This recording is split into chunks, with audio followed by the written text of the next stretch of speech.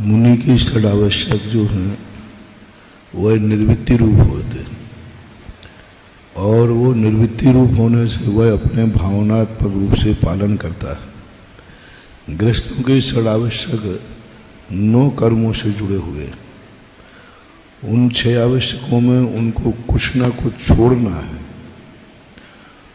कुछ ना कुछ त्याग करना है। जब त्याग करने की बात आती है तो वहाँ यथाशक्ति होते, और श्रावक लोगों में जो षडावश्यक नहीं पालन करते हैं वे श्रावक कहाँ हैं।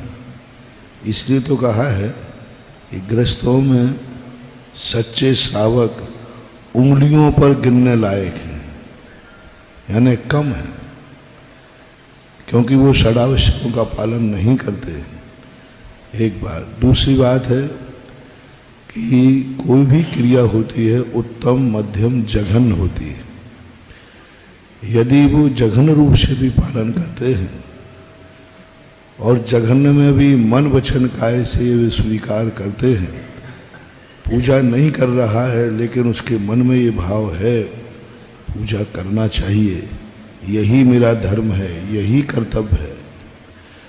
दान नहीं दे पा रहा है लेकिन देना चाहिए, उपवास नहीं कर पा रहा है लेकिन करना चाहिए, तप नहीं कर पा रहा है लेकिन करना चाहिए। ऐसी श्रद्धा यदि उसकी बन गई है तो उस श्रद्धा के माध्यम से मानसिक रूप से वो 6 आवश्यकों को पालन कर लेता है। दूसरी बात, कभी जघन रूप से करता है। अभिषेक के बाद यदि उसने अर्घ्य भी चढ़ा दिया तो वो जघन्य पूजा के अंतर्गत आ जाएगा, क्योंकि अभिषेक किया और अभिषेक के बाद एक अर्घ्य भी चढ़ाया तो जघन्य पूजा में आएगा वस्तुतः, लेकिन उसमें पुण्य भी जघन्य ही बंधेगा। वास्तविक रूप से अभिषेक और पूजा दोनों एक साथ होना चाहिए। मुनियों के दान की बात आई तो दान तो एक ही चौका वाला देगा, शेष चौके वालों को कैसे दान बनेगा, गुरु उपासना कैसे बनेगी? तो वो मन से करते हैं। भले महाराज का कहीं हार हुआ हो लेकिन उन्होंने मन में भावना भाया कि यह कर्तव्य श्रावकों का है तो वो देवगुरु पूजा हो जाएगी। स्वाध्याय आदि पढ़ते हैं तो अच्छी बात है, नहीं पढ़ते हैं तो कम से कम ये तो होना चाहिए कि हमें स्वाध्याय करना चाहिए।